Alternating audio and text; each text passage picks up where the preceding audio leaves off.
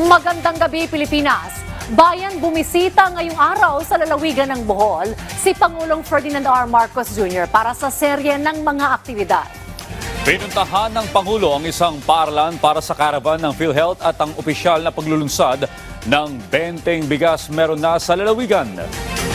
Namahagi rin ang Pangulong Marcos Jr. ng mga pasilidad para sa mga magsasaka at mangingisda. Yan ang ulat ni Jessie Atienza ng PTV Cebu. Unang pinuntahan ng Pangulo ang opisyal na inaugurasyon ng Kalunasan Small Reservoir Irrigation Project sa bayan ng Calape. Layunin nitong makapagbigay ng sustainable at maaasahang supply ng tubig sa tulong ng ipinagawang earth-fill dam na may mga canal lining at canal systems. Nasa 400 na mga magsasaka ang inaasahang mabebenepisyuhan ng proyekto dahil kaya nitong mag-supply ng tubig sa 300 na ektarya ng lupang pang-agrikultura. Alam naman po natin na basta't ang pinag-uusapan ay ang agrikultura, lalo na ang palay at bigas, ay ang pinakamahalaga ang patubig. Kaya ito po ang aming binibigyan talaga ng pansin para maparami natin ang irrigated lands dito sa buong Pilipinas.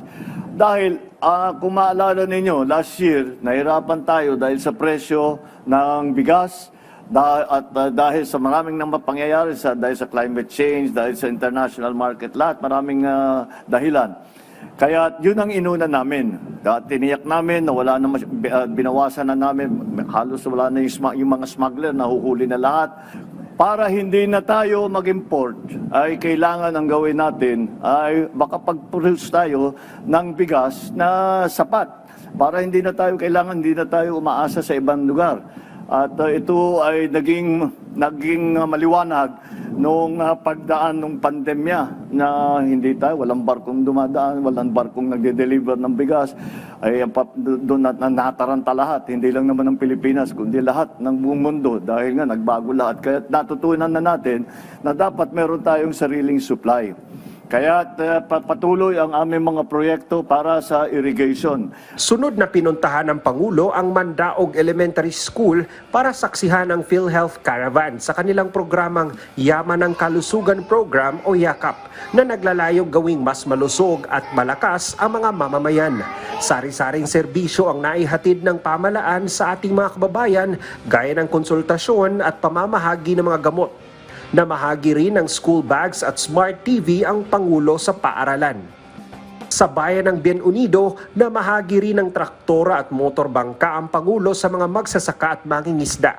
Pinasinayaan naman ng punong ehekutibo ang opisyal na paglulunsad ng 20 bigas meron na rice program ng pamalaan.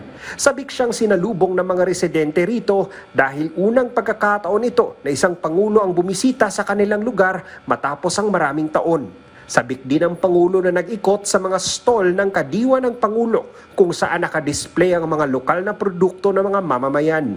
Titignan nyo po sa labas, nakapagbigay tayo ng mga bangka, nakapagbigay tayo ng mga traktor, mga harvester. Ito po kasama po sa RCEP, sa PhilMech, yung para mechanization, para maparami natin ang mechanization.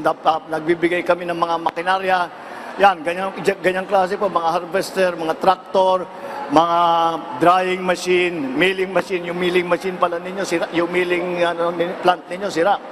So, titignan po natin para maayos yung inyong, para nandito, para yung kita sa pagproseso ng palay hanggang bigas ay hindi mapupunta sa ibang lugar, hindi na mapupunta sa middleman, yung trader. At may iwan na rito sa inyo para yung kita, gaganda ang kita ng ating mga magsasaka. Ayon sa National Food Authority, nasa 2,700 na mga mamamayan ang target na benepisyaryo ng programa. Kabilang sa mga nakabili ng 10 kilong NFA rice ay si Nanay Cosmelita. Aniya, ngayon lang din siya nakakita ng Pangulong dumalaw sa kanila. Pasalamat ko sa atong presidente nga gitagaan namin sa bugas nga tag 20 pesos. Salamat ninyo. Karon pa, sukad tiguang naman ko karon pa ko kita. presidente nari.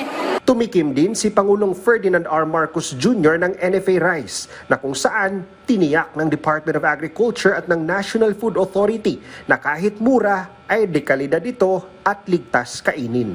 Mula sa lalawigan ng Bohol, Jessie Atienza para sa Pambansang TV sa Bagong Pilipinas.